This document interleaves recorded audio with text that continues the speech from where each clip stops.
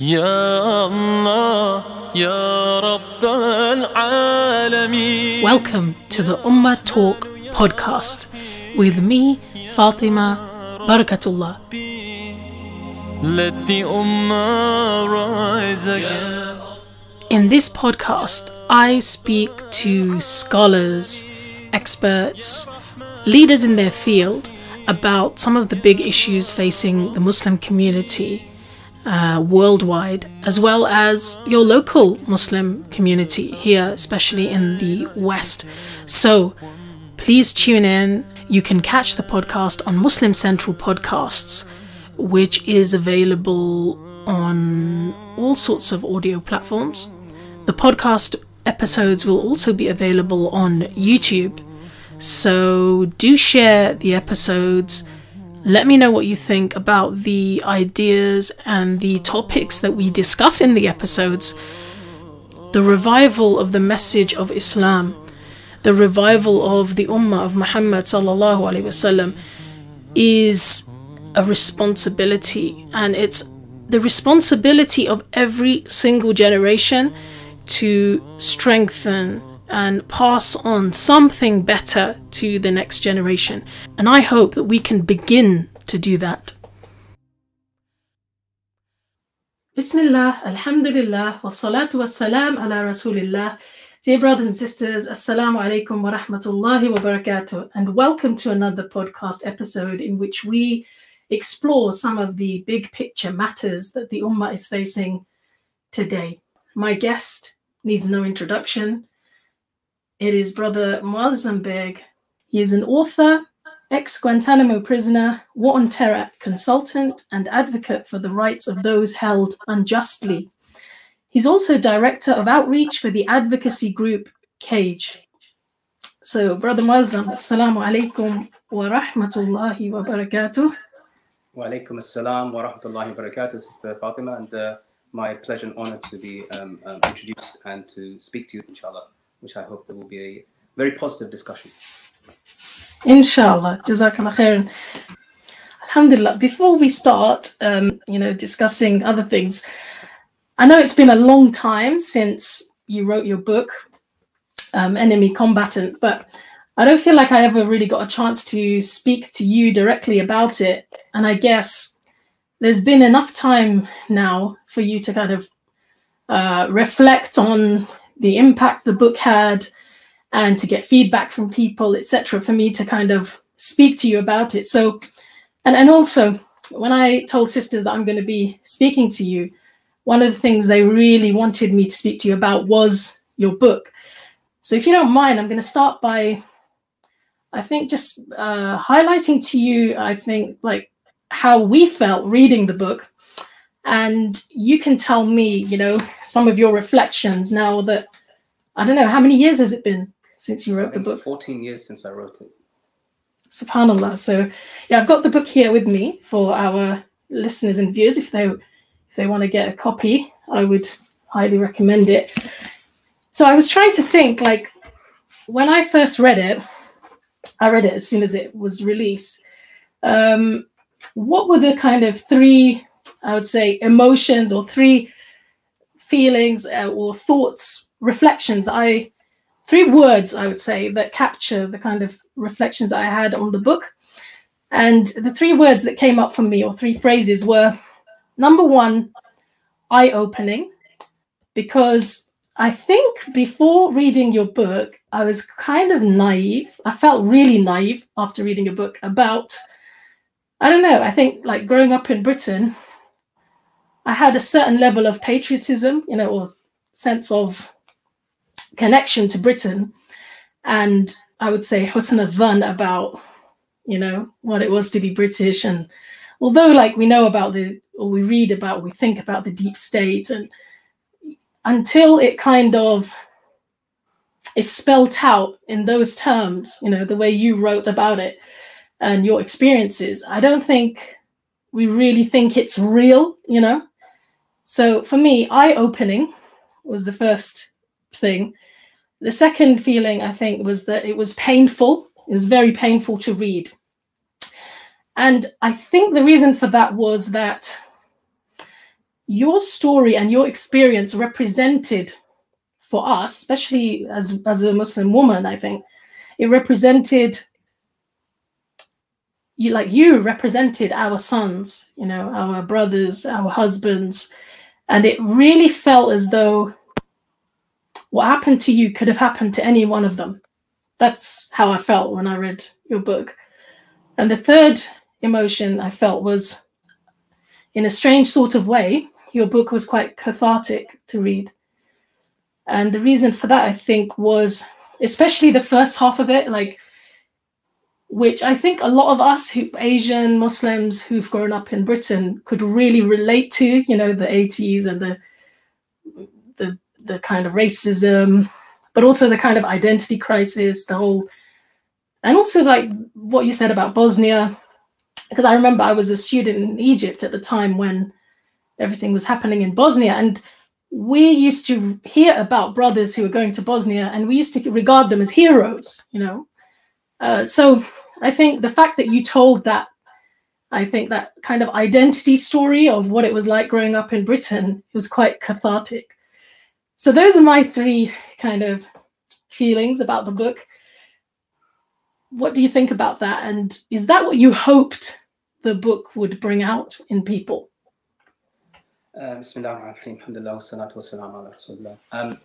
I remember reading a review that you wrote of the book. I think it was on Amazon or somewhere. And that the thing that stuck out in what you recognized in what I was trying to do is you used the term that he cleverly weaves Islamic beliefs into the story without it being preachy. I think that's what the general gist of what you said. And that was definitely one of the aims and objectives of the book. I knew that the audience of this book, this isn't going to be a book that's going to be sitting solely in Muslim bookshops. This is going to be available across, and indeed it was at the Hay Book Festival, Edinburgh Book Festival, everywhere, and translated into many languages, alhamdulillah. The main message of the book that I wanted, in fact, probably wasn't, it was all of the things you said, but that wasn't, they weren't the things that were in my mind when I was writing them, because I had penned the thoughts in my head, the skeleton notes, when I was in prison in Guantanamo. And surprisingly, a lot of the messaging that I wrote in there was actually for my captors. I was thinking about them. I was thinking about, I want you to see who I am and where I come from and the people that I'm connected to. I want you to see a part of the world that you brought us over here and placed us in Guantanamo, but you don't know our world, and I want you to see it. And of course, a secondary objective of the book was, of course, to the Muslim community. I wanted them to see, but I felt intrinsically they're already on side. They're already here. They already are sympathetic. I called it a British Muslim journey to Guantanamo and back, because I wanted to, like you said, in a sense, even though I've faced racism in this country and so forth, you do have a sense of that you are British. There's nothing else that you can be. And that's all based upon your experiences. It's not based upon the government and so forth.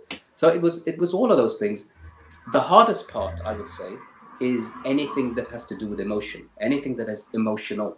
And of course, the book is filled with that, because I'm forced to discuss things that are emotional. So that, or not only emotional, but painful. And I guess with any story that's going to be the most difficult. And alhamdulillah, I was able to do that. And I hope that continues to be a source of people able to look at such situations and say that these did, as you say, happen in our midst. They aren't stories from the outer world. They happened in our midst, and they continue to happen in our midst. And I must ask you, how are you faring, and how's your family, and how is everyone? Well, it's been quite a long time, but yeah, like with everything, things are up and down. Family is always up and down. Things are good, things are not so good sometimes. My children, who at that time when I was incarcerated, ranged from the ages of 3 years old to 10, and are now all grown up. They're all either graduates of universities, teachers, still studying, and so forth. And that part of it has moved, and they are developing themselves into their own characters. But there is also a side, of course, that is difficult to discuss, difficult to explain, difficult to articulate, and that is because when you go through an experience, and it's not just Guantanamo for me, it's the experience of Syria, it's the experience of Belmarsh, it's the experience of being targeted in the media, it's having your head above the parapet and being knocked down repeatedly. There is a residual effect of that, and that's a part of something that I want to discuss in future, because it's not just me in that kind of situation. Muslims are getting hammered all the time, and they need a place to be able to find some kind of refuge from within the community and beyond.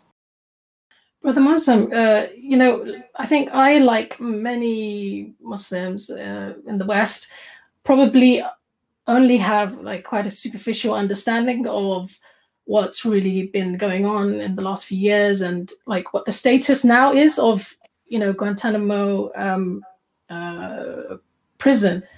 Like, what is the status at the moment? What's going on with Guantanamo Bay? So if you could inform our listeners and viewers. So Guantanamo remains open. There are still 40 prisoners there. Most of them, the majority of them, still have no charge or trial. There is a handful of them who are accused of being connected to the September 11th attacks. Yet they, after almost 20 years in prison, have not been convicted for the very crime that they have been brought into custody. Now, that's in itself is shocking, because the reason why Guantanamo was opened was because of the 9/11 attacks.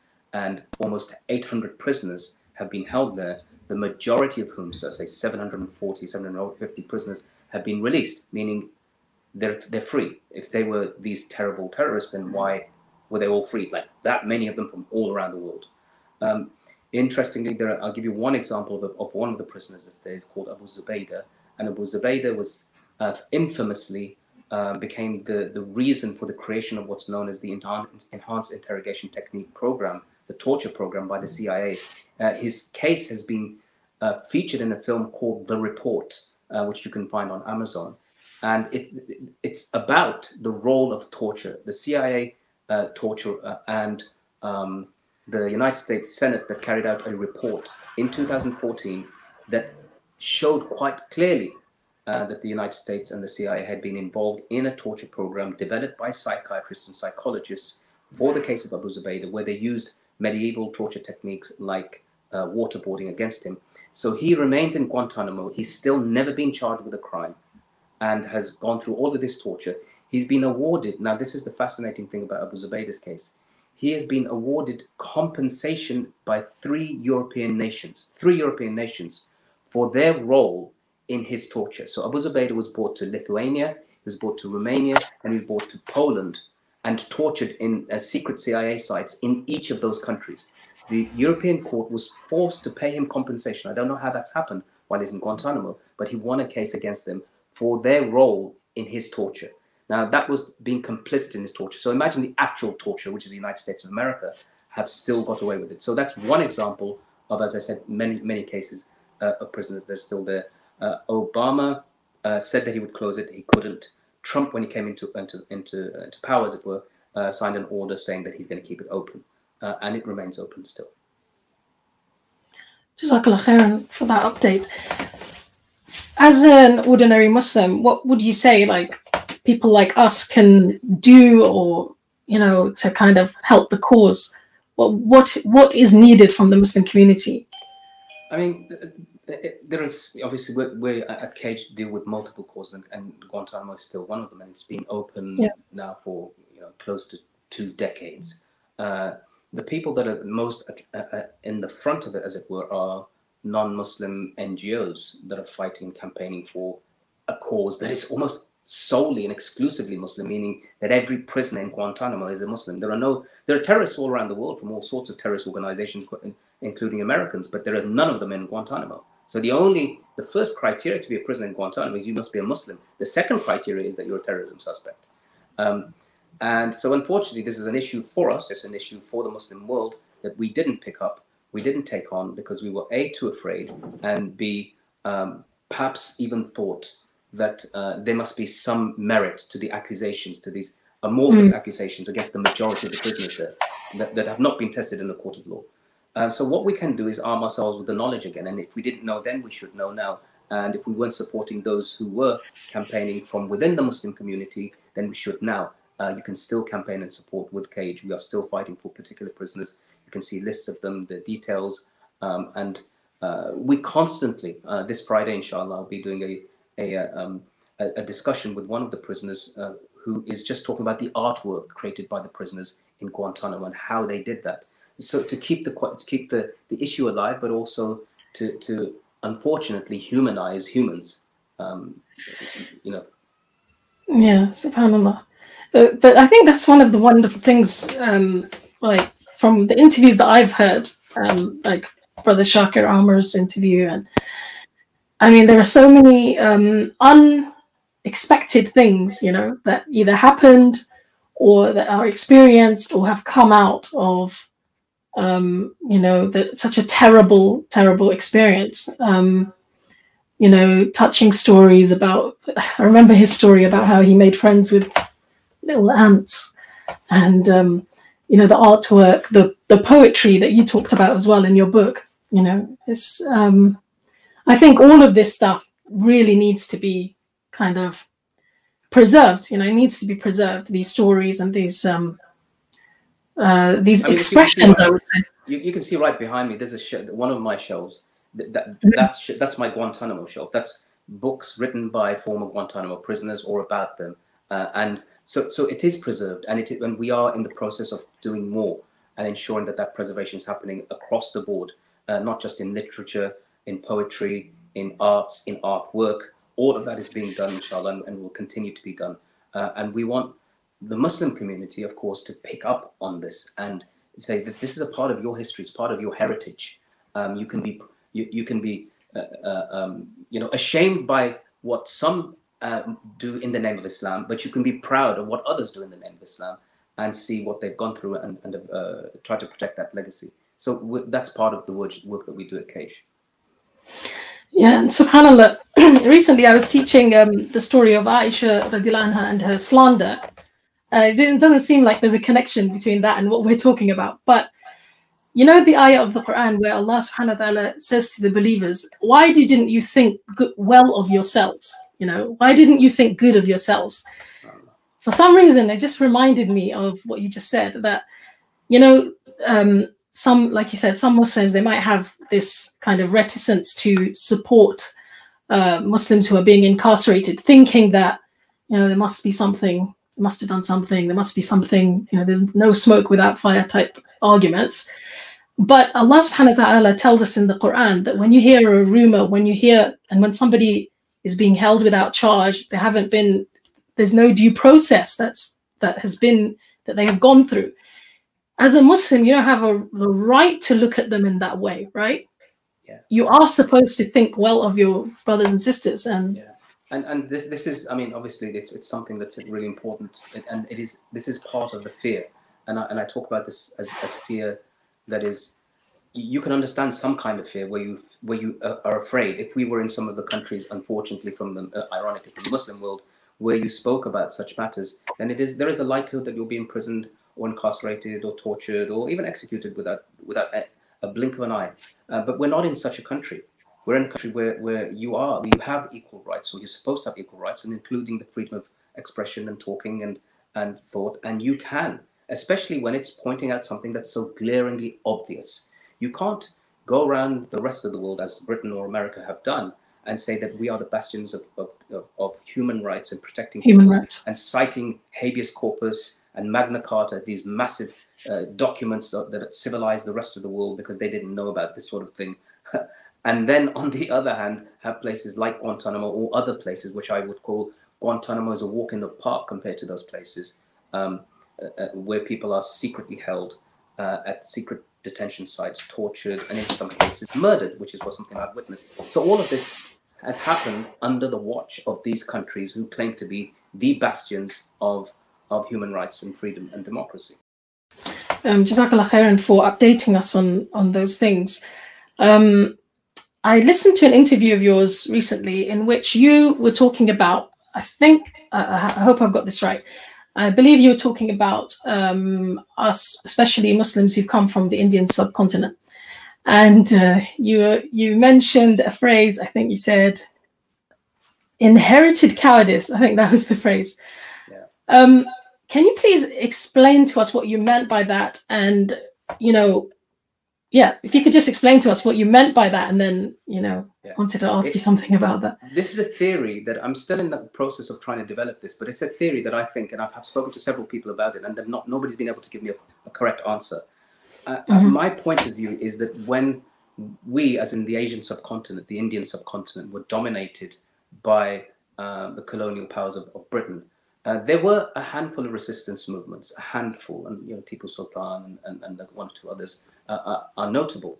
But by and large, the resistance ended pretty much early on, and we capitulated, and we absorbed and adopted to the point at which, to this day, many of us Muslims are affected by that. We are the grandsons or the grandchildren of those who saw the last part or the ending of that, or in my case, the son of, who saw the end of the British Empire in India. And this tradition of, if you think about, can you name any individuals that came from long after Tipu Sultan's period who fought back, other than the kind of region of Afghanistan and Northwest Frontier Province, where they defeated the British in 3 wars? There isn't, I don't find any great deal of resistance. Well, simultaneously, you find people in Algeria, you find people in like Imam Abdul Qadir, or in Morocco, Al-Amir al-Khattabi, the Mahdi movement in Sudan, Imam Shamil in Dagestan and Chechnya, and all of these places, you've always found some kind of resistance movements. And I think to myself that there's something within us that capitulates very, very easily. And that, for us to take that out of ourselves, is going to take maybe a generation or so. If you would look at the Muslims in South Africa, they're a lot more confident of who they are. But it's taken a long, long time, because they also hail from the same regions. So that's basically my theory anyway. So do you mean that we have internalized what our parents would have internalized, what their parents would have internalized, which is a kind of sense of inferiority complex in relation to the British, and B, this kind of feeling of being unable to do anything about one's status? Is that how it presents itself? Essentially, yes, I would say that. And I think that has been evident. That's been evident in so many ways. You can still see it in a lot of places that are connected to struggles over here for very basic rights. And it's one of our struggles. It's one of our identity struggles. Am I an equal citizen? If I'm an equal citizen, then I should be able to demand equal rights.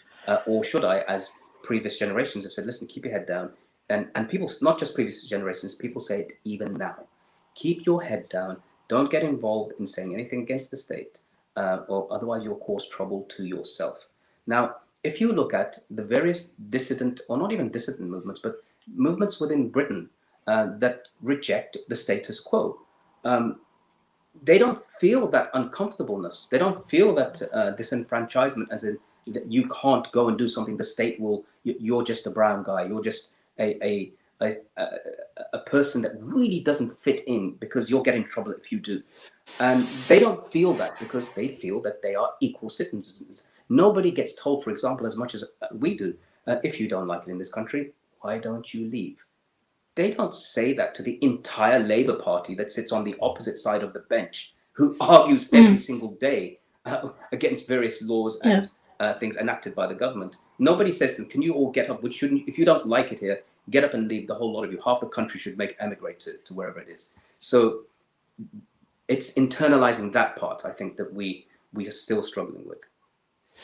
And how do you think that, if it is true that we have an inherited cowardice or inferiority complex, how do you think that will be removed? Because I was just thinking the other day that, I mentioned that we used to consider the brothers who went to Bosnia as heroes, right?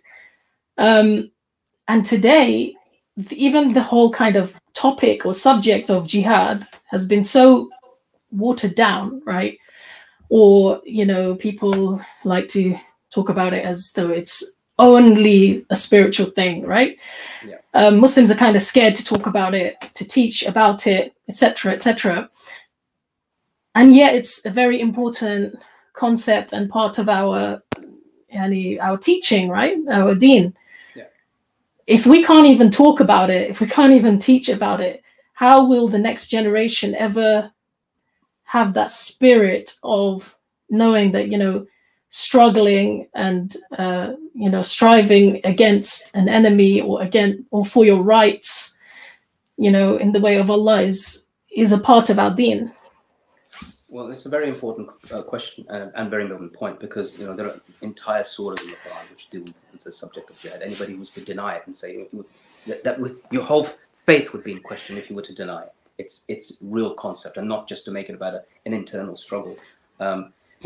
Look, there's one part of jihad that I think we can all apply today, but it is as a big cost. I think it's at a greater cost, in a sense, than if you were to go and fight an enemy on a battlefield. And this is the Prophet ﷺ said, "Afdalu jihad kalimatu haqq and the sultanin jair," that the best jihad is speaking a word of truth against an oppressive leader.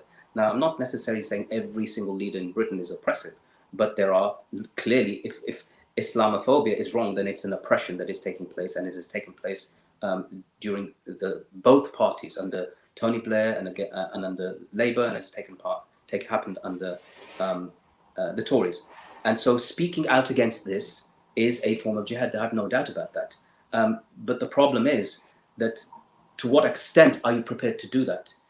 If you will be tested with loss, if you will be tested with imprisonment, if you will be tested with your name being sullied in the press and so forth, that's all to be expected. What do you think will happen if you speak a word of truth in front of an oppressive ruler? Do you think he's going to say, "Well, thank you very much for that. We'll have you at a meeting. We'll do a discussion at a committee, and we'll come back to you"? No, you will get attacked. You will, if you're speaking a word of truth against oppression. That is the nature of oppression. Oppression will seek to oppress you more and to sully your name. So that's the kind of thing that I was talking about, is that we are missing. Where's our leadership that actually can do that articulately, intelligently, confidently, but firmly, rather than people being pushed onto the fringes? And the mainstream Muslim view is actually that you don't rock the boat, that you don't speak against oppression, that you don't actually even use the word, such a word or terminology to describe the government, because it is better than, for example, France, or it is better than China. Yes, it is. But we should be comparing Britain with Britain, not Britain with anywhere else, because that's what Britons do. People in Britain, they compare the current government with the past government, and that's what they don't compare Britain with Saudi Arabia or with Pakistan or whatever. The only people who do that are the people from the far right, or people who are completely and utterly compromised in terms of their confidence.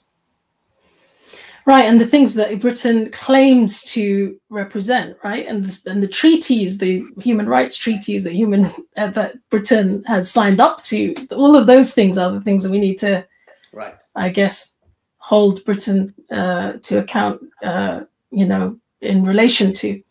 I was just thinking, you know, what you said, it reminded me of also, like, on an everyday basis, I guess there are things that we as Muslims can do to instill that kind of spirit of courage in the next generation. And I'll give you two examples. So this kind of reminded me of that mindset that you were mentioning. Once myself and a group of sisters, we were just standing at a stall at an event, and we were, you know, it was an event for women, and a lady walked up to us, and she was a Muslim, but you know, she wasn't wearing hijab. And she looked quite, you know, modern, mashallah, and, you know, like she takes care of the way she looks, etc.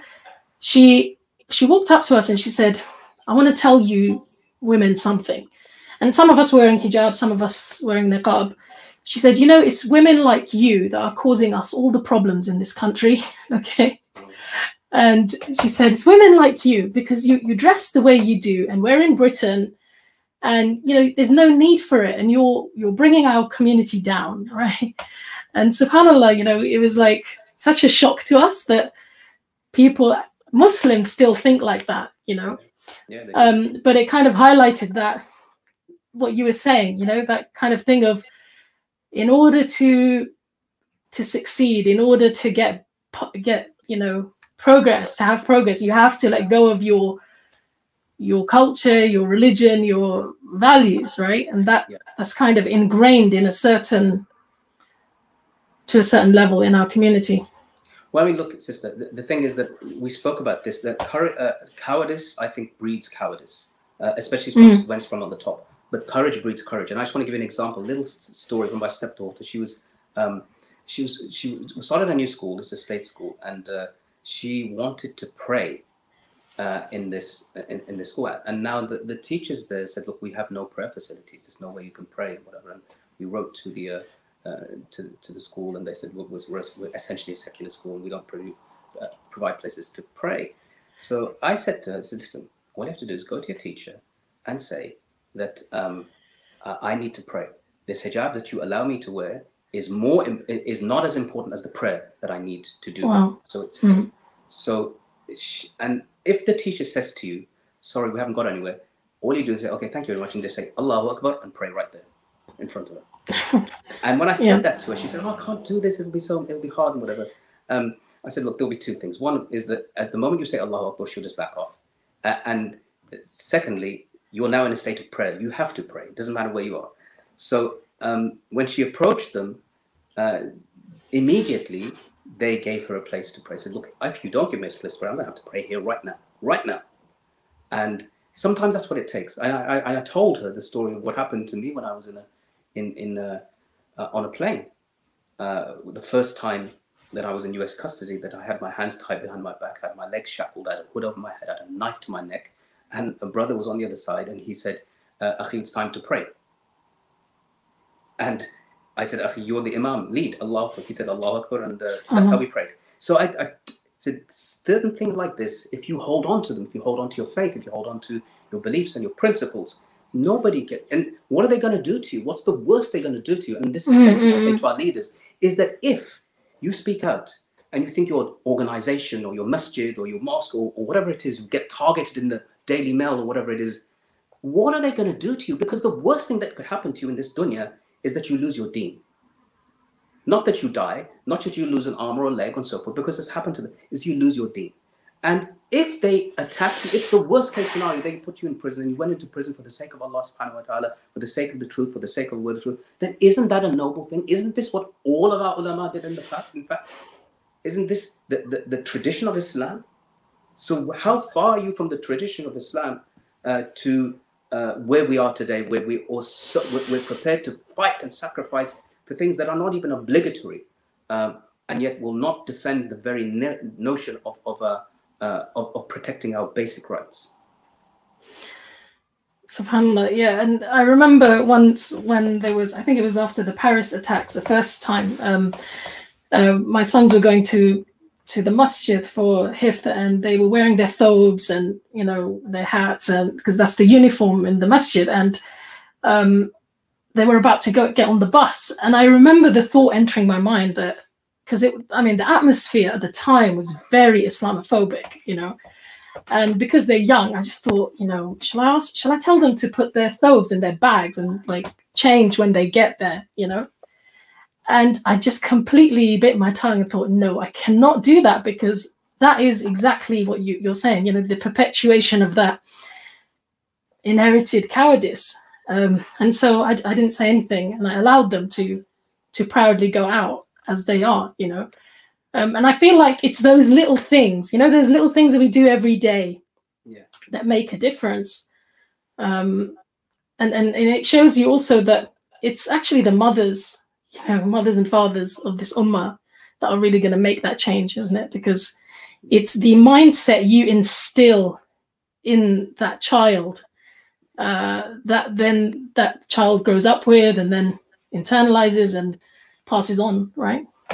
No, absolutely, it is. And, you know, our children are watching us. They are watching us. They're watching all of us.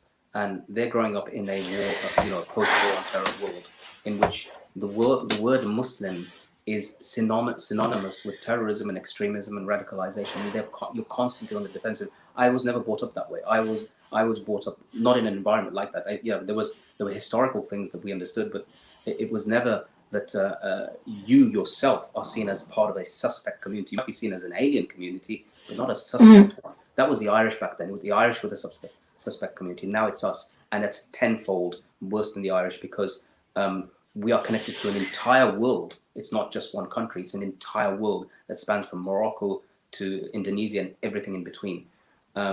So I believe that we need to use that in itself as one of the things that strengthen us, that we are a nation. We're not just, we've got to, I know that a lot of people here don't, but we've got to separate ourselves from this thing of that we're just part of the subcontinent, and the subcontinent is what brings us together and so forth. No, it isn't. That's what, in fact, divides us in many ways. What unites us is the very fact that this ummah is an ummah of diversity, of mass diversity. In fact, one report says that the most diverse group of people in the UK are the Muslims. And that is because you could go to any mosque, wherever it is in London or Birmingham, and you'll see an array of colours and backgrounds and ethnicities that you would never find in a church, or a gurdwara, or a mandir, or a cinema. Yeah, exactly. So we've got to say these things. We've got to celebrate this, and celebrate that the more that Islam rises, the more they attack us, the harder they attack us, the stronger we get. Absolutely, Brother Moazzam. But it is easier said than done, right? Like this idea that you said of, what's the worst that could happen? Because, well, I think you out of all of us have the right to say that. But like, I know this. I felt really weak when something happened to me that was just like a tiny thing, but like one of these, like the Henry Jackson Society, one of these think tanks. They wrote a report and they tried to demonize different Muslims and organizations. And I read the report, somebody sent it to me, and it had my name in it, right? Because I'd spoken at a fundraiser or something for an event, and they'd gone through my social media and they'd found a little quote, right? And they'd put it in that report. I think it was something like, I think I wrote something like, Palestine was conquered, and there's only one way that we're going to get it back, something like that, right? And so they put that in that report, and I cried for about 24 hours after reading that. And I know that makes me feel like I was really weak, maybe, but I don't know why. I felt so affected that my name had been mentioned in something like that. But you're right, like, so what? Nothing happened, right? It's Nothing happened as a result. It's not even so what. I know what you're going to say. You're going to say that, you said your name is mentioned there. And could it be possible that as a result of your name being mentioned there, it's mentioned amongst the angels? That it's mentioned amongst the people of Allah subhanahu wa ta'ala from Ahl al-Jannah, that it's mentioned there, that this person spoke up just one small word in the defense of an oppressed people of Muslims, whose cries are, Lord, Rabbana akhrijna min hadhihi al-qaryati adh-dhalima ahliha. Oh Allah, raise for us, take us from this town whose people are oppressors, and raise for us one who will help us and one who will support us. That's what it is. The Quran bears witness to this. And so my whole point in this is when somebody like that, right? Let's remember this. Henry Jackson Society is an organization headed by a guy called, or formerly headed by a guy called Douglas Murray, who says, and I quote, "Conditions for Muslims must be made harder across the board in Europe." And he said that knowing that there had been a genocide of Muslims that had taken place in Bosnia in 1995. He knew that, and he said that despite that. So when an organization like this that is connected to, for example, I mean, the Henry Jackson Society is very closely connected to a guy called Steve Bannon, who is Trump's chief advisor. Steve Bannon recently called for the beheading. He called for the beheading of the head of the FBI and the COVID head, I think Mike Fauci's name is. And he's been banned from Twitter. So if organizations connected to or actually directly linked to people like this are attacking you, you should have had a party, sister. You should have got a cake. You should have put, got sisters around and your family and said, look, alhamdulillah, I've been mentioned by these evil people. Alhamdulillah, this is a great source of joy and benefit for me. And that's how we should be thinking. Yeah, I mean, that's what brothers said to me. They said, it's a badge of honor and et cetera, et cetera. But the reason why I'm mentioning it to you is that I think the visceral kind of reaction that you have, you know, when you're not expecting that kind of thing, is sometimes different to what, you know, it's not a rational reaction. It's more of an emotional and very kind of, you know, visceral reaction, you know, to it's almost understandable. It's understandable. It's like a second ifk. It's like a lie that's been right. or an attack. And you feel misrepresented. Yeah, of course you do. But sorry, Brother Moazzam, you kind of feel rejected by your country. I know that sounds really like maybe I'm being a bit dramatic, right? But the feeling, if I was to put it into words, that I felt was like, no, that's not me. Like, you're misrepresenting me and you've rejected me. I don't know. That's how I felt. Yeah, I mean, look, one of these things, this is just us, and I think we're still, even myself, I include myself in like, get in the firing line, whatever. And in the beginning, I remember when I first came from Guantanamo, and I did with Victoria Derbyshire, I did this this interview, and there were constant hostile questions, one after the other, after the other, after the other. I said, I'm not like that. I'm not like that. Why are they pointing me out to be that which I'm not like? And I had to sift through people. I had to sift through. So there are people with an agenda. There are people who genuinely don't know, and there are people who genuinely will hate you regardless. And I just think to myself, if you look at look at politicians, the way they get attacked day in and day out, they're not doing it for the sake of the deen, so they don't expect any reward in the akhirah for doing it, right? But they do whatever they do, and they get attacked constantly. And I remember, you know, Jeremy Corbyn as an example, that I used to get called a terrorist apologist more than I did. And you think to yourself, if somebody doesn't even have a belief system, then where do you go back to? What do you do? Where do you take that? And you know that your reward is with Allah. When the Prophet ﷺ used to get pained. He used to feel pain from what the mushrikeen used to call him. You know, and Allah says, "Nahnu a'lamu bima yaqulun." We know that which they say about you. And he said, it doesn't matter, continue with your message. We know what's happening. And this was the mushrikeen. There's no, why would he feel pain from that which they say about him? They're on complete falsehood. So there's nothing unnatural about feeling this way for yourself, or myself, or anybody else that gets attacked. It's just the nature of the beast that you enter into that arena.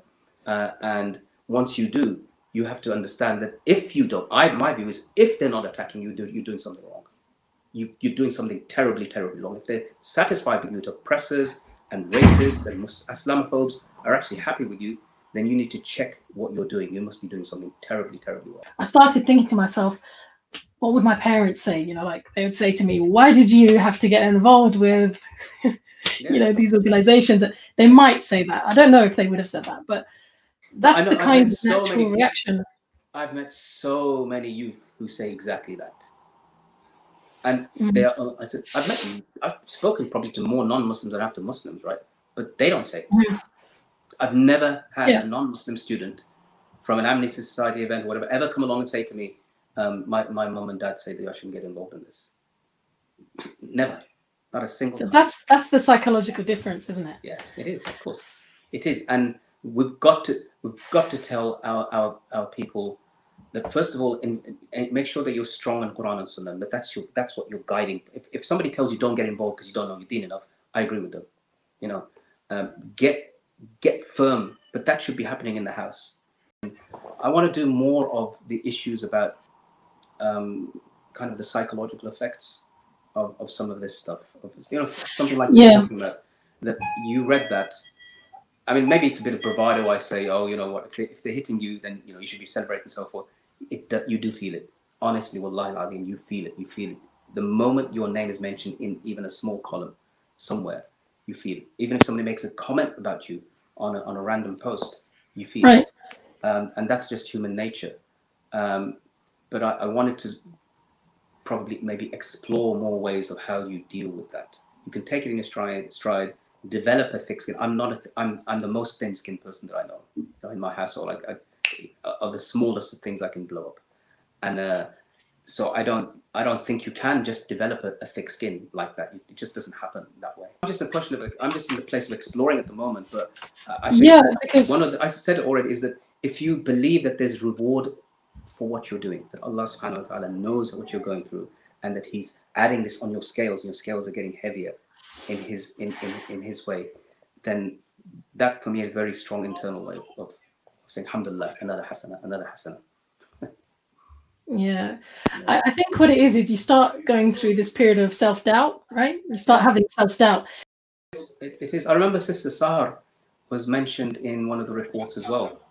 And, you know, Sahara is famously like thick-skinned. Famously, it seems like, you know, they can throw whatever they want at her. She just goes on, and she's an amazing sister. But I know she felt it. I know she felt it. Yeah. She told me she ended up in hospital because of it.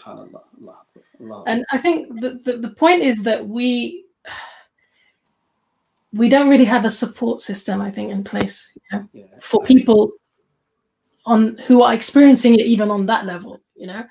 So you are very much on your own, like especially sisters, I would say, you know, because sometimes I feel like brothers have a certain level of camaraderie, you know.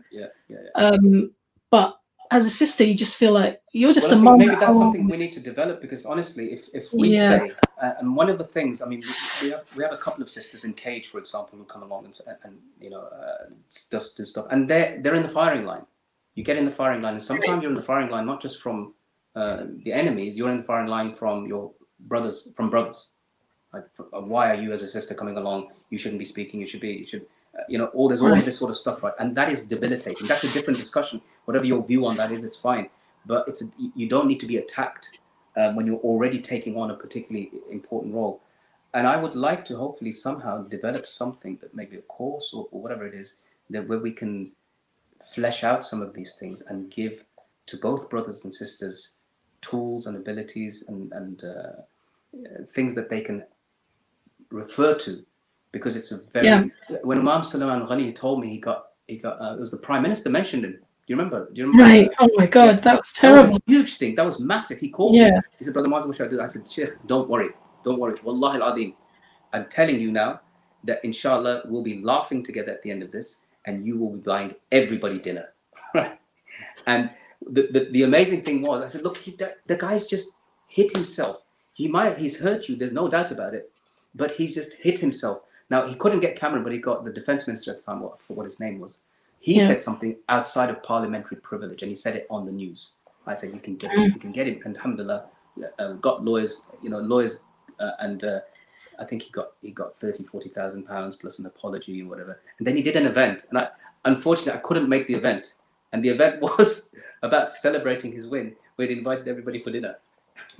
So the point is that brothers and sisters need to have access to this. At the moment, it's you are by yourself. You're by yourself. We need to hopefully find a way to give people confidence, inshallah.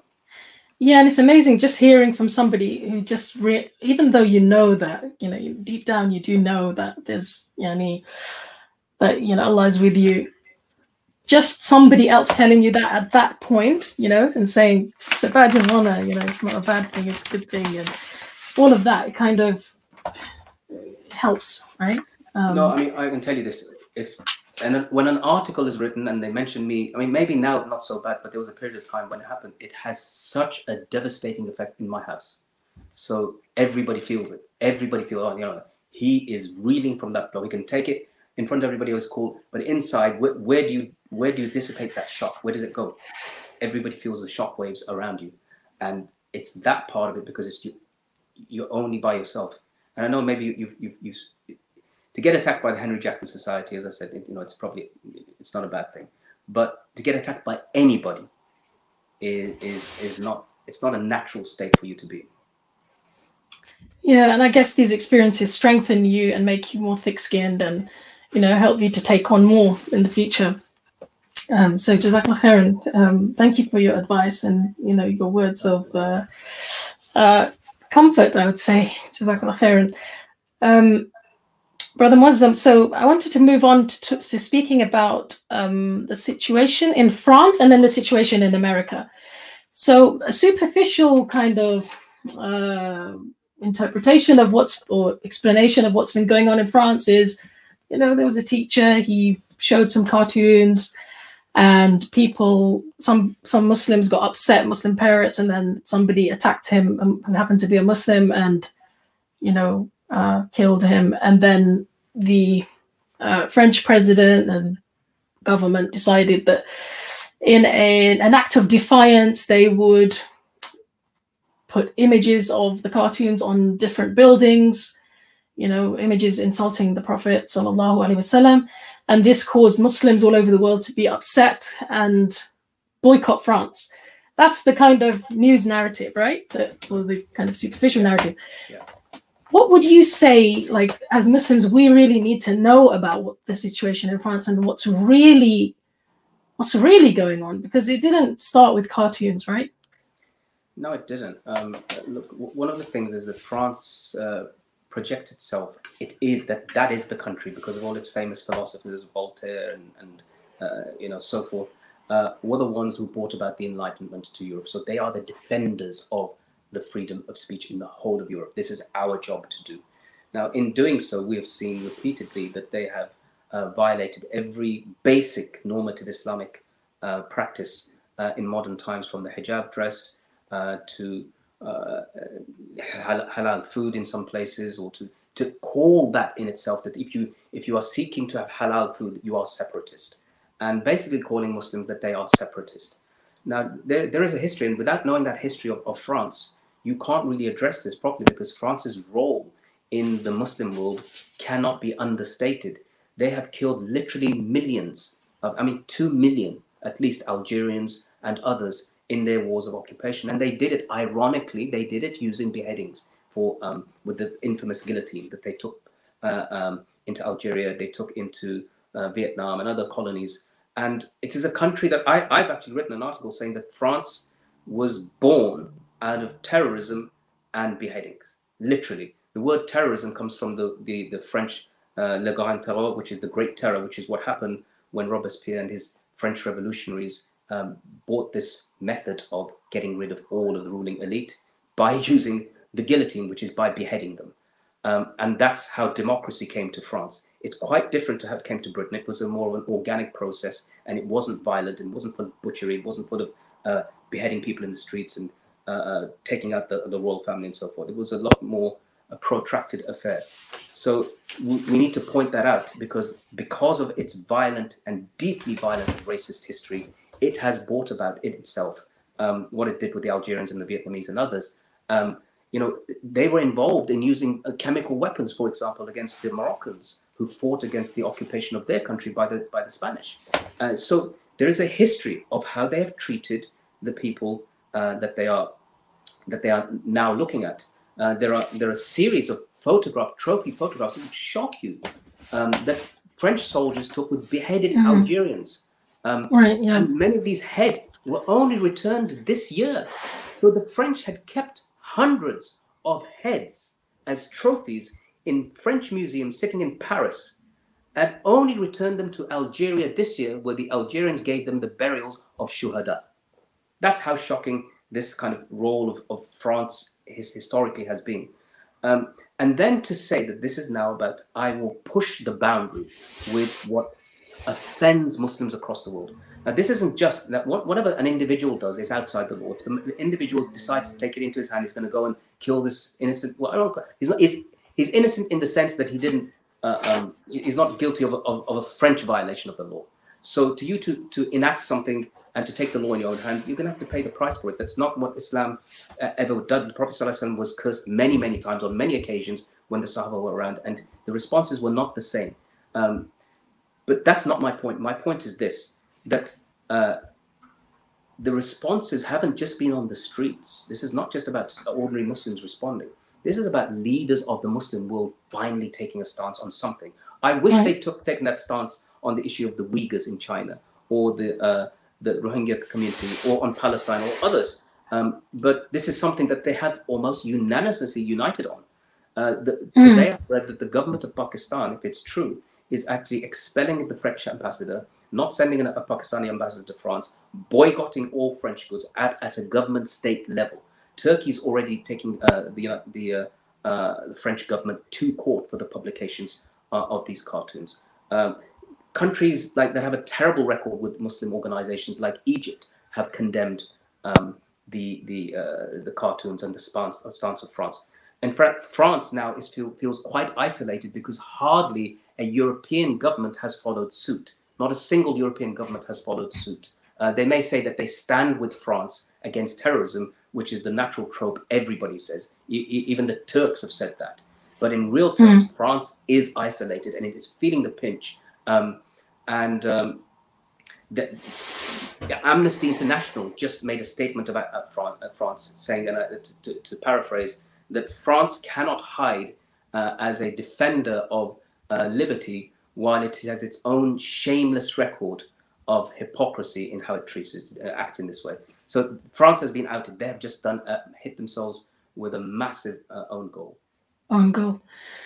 Yeah, I mean, as part of our postgraduate study, we had to watch this this kind of documentary stroke film, which was the Battle of the Algiers, I think it was called. Battle of Algiers. And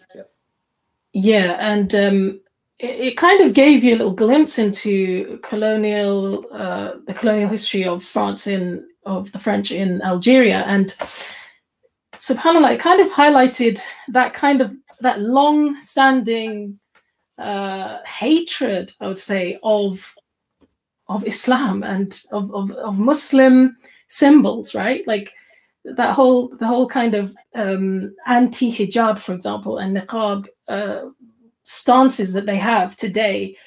They're not really new. They're kind of ingrained, right? They're kind of for the French, it seems like the hijab and the visible Muslim woman is very much a symbol of their own inability to erase a culture, right, or to usurp a culture.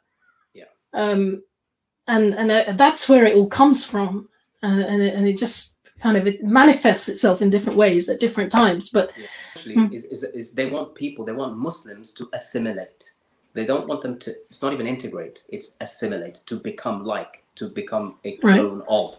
And I think still in Britain, that's not what it's not like that in Britain. There is a difference. No. In fact, there's a difference between British style colonialism and French style, and that, as I said, has much to do with how they viewed themselves. They thought that they were the defenders of the Enlightenment, which was the separation of church and state.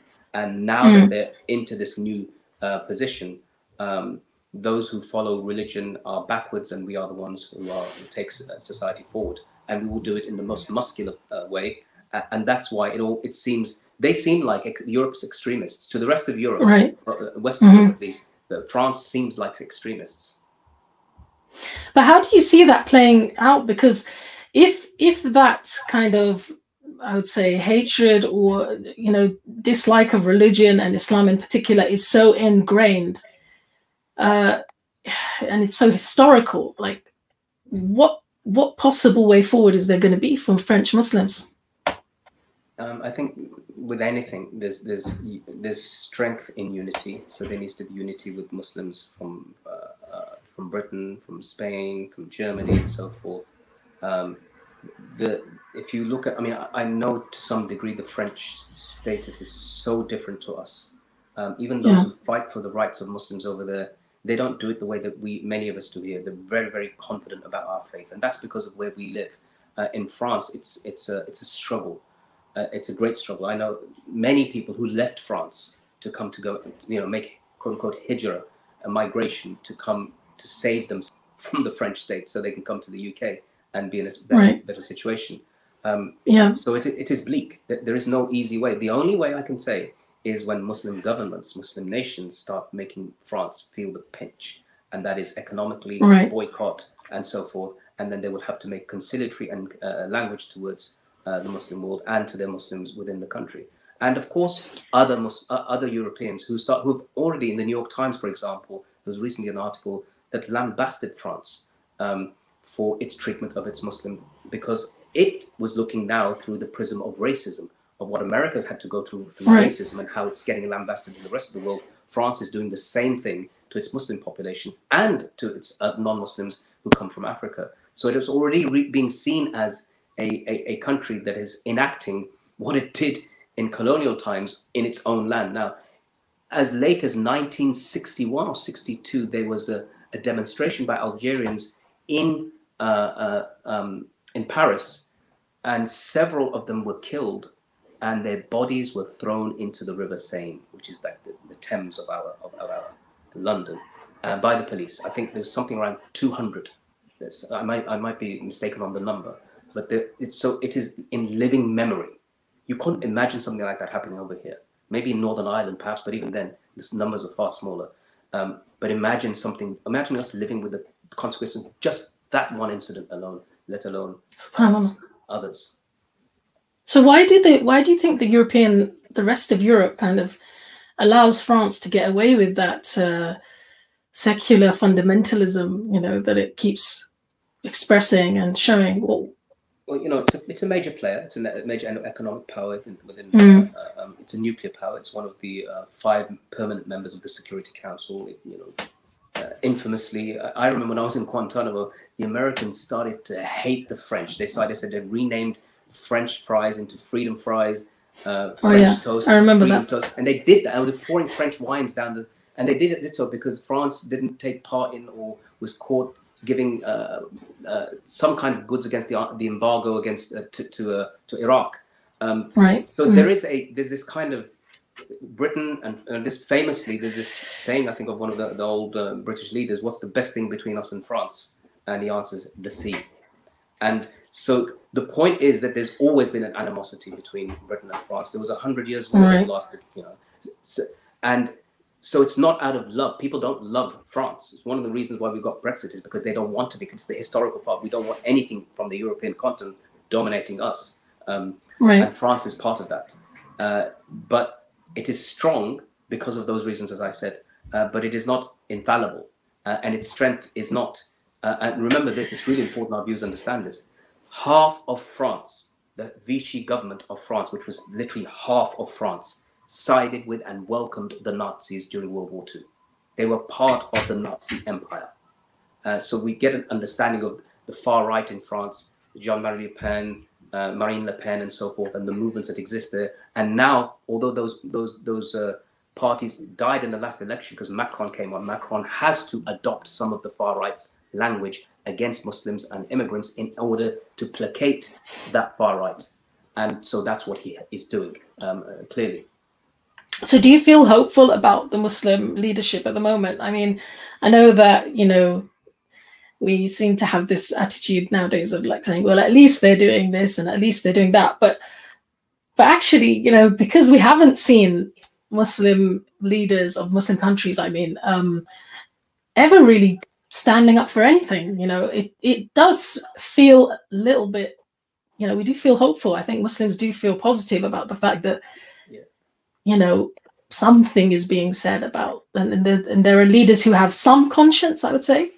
Yeah, I've met some of these Muslim leaders. I've met Imran Khan, I've met Mahathir Mohamad, met Erdogan very, very briefly. So all of these guys speak in a different way. They don't speak in a capitulated kind of way. They may make major mistakes like Imran Khan has on China and so forth.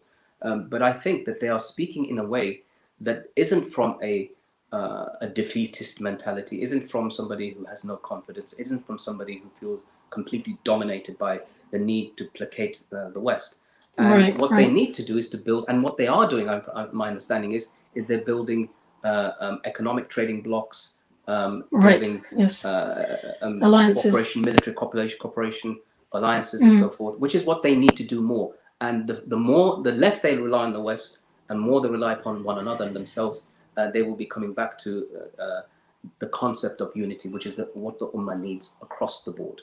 And a stronger Muslim world means stronger Muslims here in Europe, because we've got somebody, essentially, you know, they've got your back. Who's got our back. You mess with us. Yep. One of the reasons why what happened to the Jewish community and the Holocaust in the background, which the argument is of course, is that they had nobody had their back.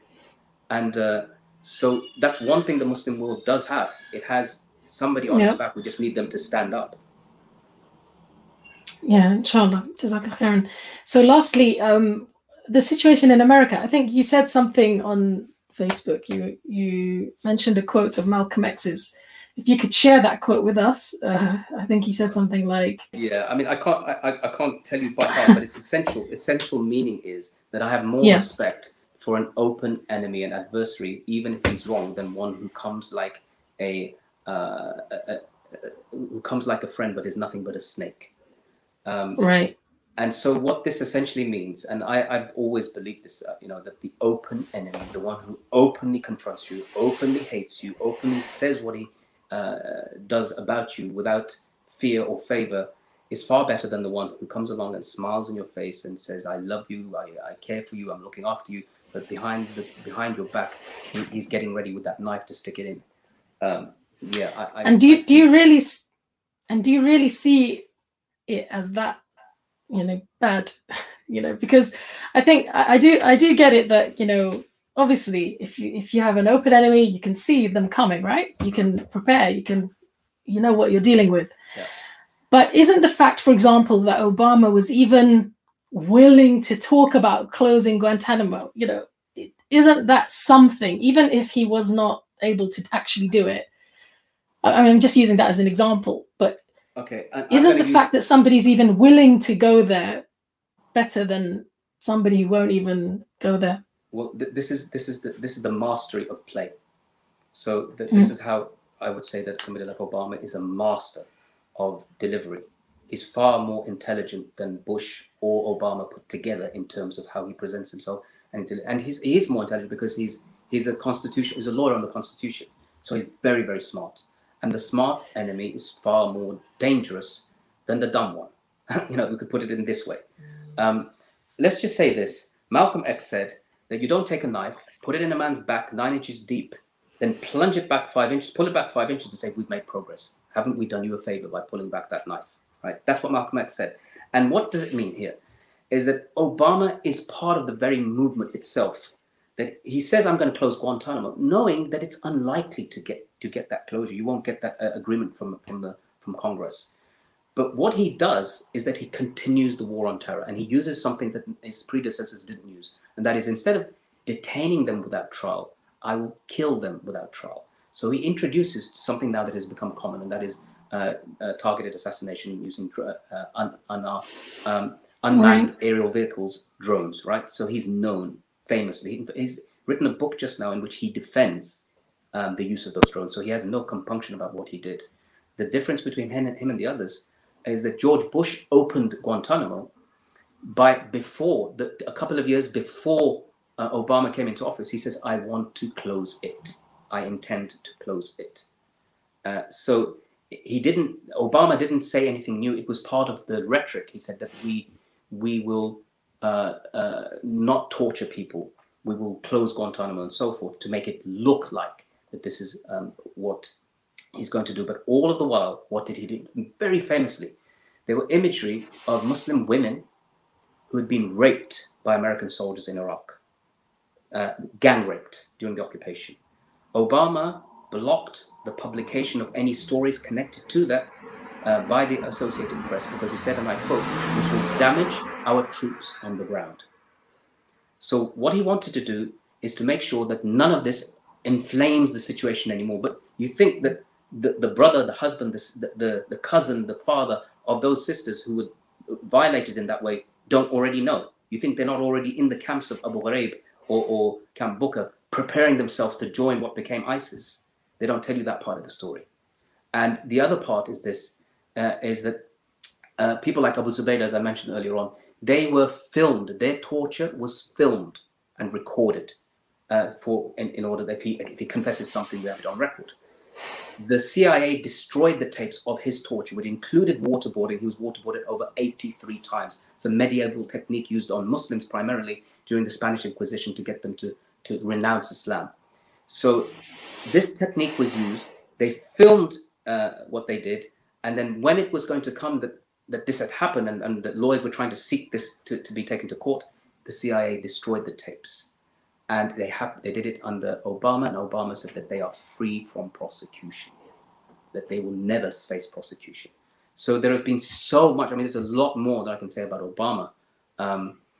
Like I said, in terms of my statement, it wasn't that I like Trump more than I like Biden. I think they're two faces of the same coin. It's just one is sharper than the other. Yeah, so I guess the thing you were highlighting was don't start celebrating, right? Yeah, because we celebrated. When Obama came, we literally celebrated. There were Muslims campaigning for Donald Trump. For Barack Obama. He came famously to Egypt and gave this so-called reconciliatory speech to the Egyptians, while at the same time he had ordered 17,000 extra troops to go and kill Muslims in Afghanistan. That's how Obama was clever. He was like the you know, you hear those leaders of the past, they will say one thing and do another. It doesn't matter, because as long as you say it nicely, people will fall for you. So what would your message be to American Muslims? You know, like, it seems like we've got a result now for the presidency. You know, still some stuff that's playing out at the moment in the courts and whatever. But pretty much, I think it seems clear that, you know, Joe Biden won, and he seems like, on a personal human level, you know, he seems like a more empathetic person, a person who kind of is going to be more reconciliatory with Muslims anyway. Although, you know, he might also support certain things that, you know, as Muslims we are against. What would your message to American Muslims be about the next 4 years and, you know, the situation in America as you see it? I mean, I just think is that you know, you will have to vote for whatever it is that you believe, what you think is the best thing for you, or not at all. You may choose to abstain, and we are in two different places. We are victims of America. Some of us, at least, have been. Some of the Muslim world have been victims of America. No matter whatever your role in America is, those people in Iraq, in Afghanistan, in Somalia, in parts of Syria, wherever America has bombed and showed its face, have been victims of America, and you have to deal with that, knowing whoever you vote for. So then don't say that you're going to be voting for foreign policy. You say you're voting for the interests of the Muslim community in America primarily. That's fair. We can understand that. That's okay. But we will tell you repeatedly what America has done to us and continues to do to us, because we don't see America through internal policy. It doesn't affect us. America's foreign policy does. And in that regard, Democrat or Republican, Trump or Obama, it's business as usual. And don't be under any illusions. If anything I would say about Trump is this: whilst he was involved in killing many people, including Anwar al-Awlaki's son, who was only 16 years old, Nawar al-Awlaki, who was only 8 years old, through drone strikes and attacks. And Yemen got hit many, many times by American strikes, and Syria and so forth, including people who had nothing to do with ISIS. He did negotiate a peace deal with the Taliban. Not only just the Taliban who were held in Guantanamo with me. These were like the worst of the worst prisoners of the whole world.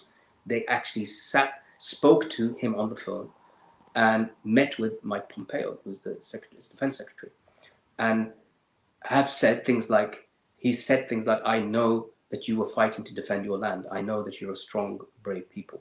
I can't imagine Obama ever having said something like this. So this isn't to say that I praise him, it's just to recognize something for what it is. And that good can come from wherever you expect, where you least expect it. So let's not kind of in our enthusiasm to lambast Trump for every single thing, just at least recognize something. This is the longest war in the history of the United States, very, very bloody history. You know, Vietnam, World War I, World War II, Independence War, and whatever. Afghanistan was the longest war in their history. And Trump is the one who negotiated when nobody else would be prepared to, which is something you have to recognize. Jazakallah khairan, Brother Moazzam. Would you like to share any last thoughts with us, especially for, you know, younger brothers and sisters who might be listening?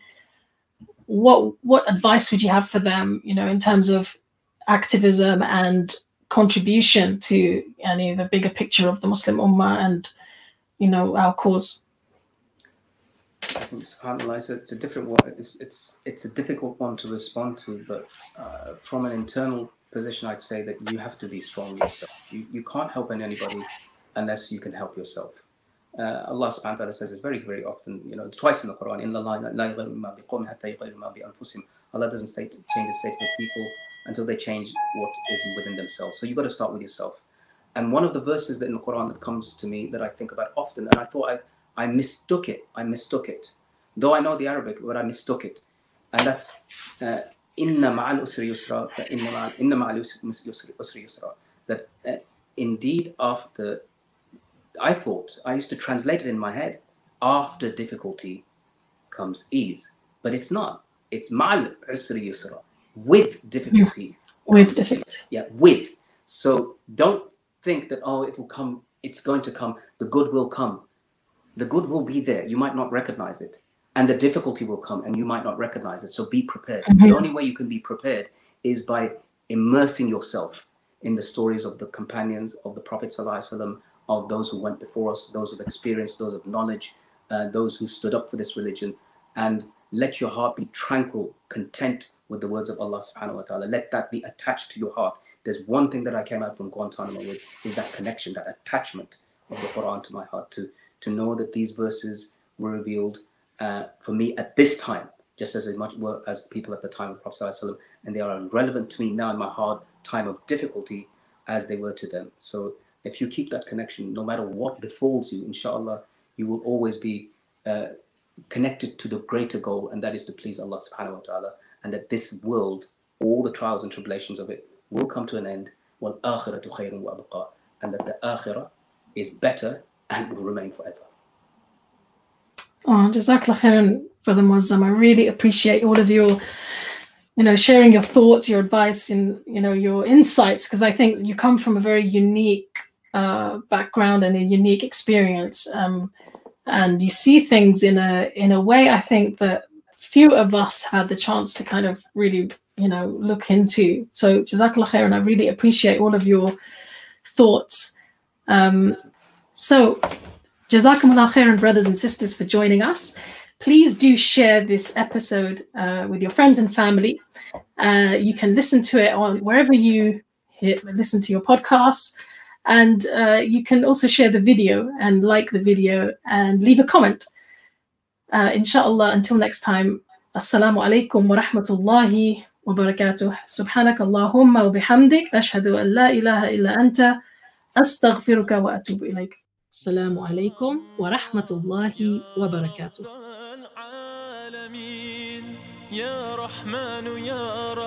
You've been listening to Ummah Talk with Fatima Barkatulla.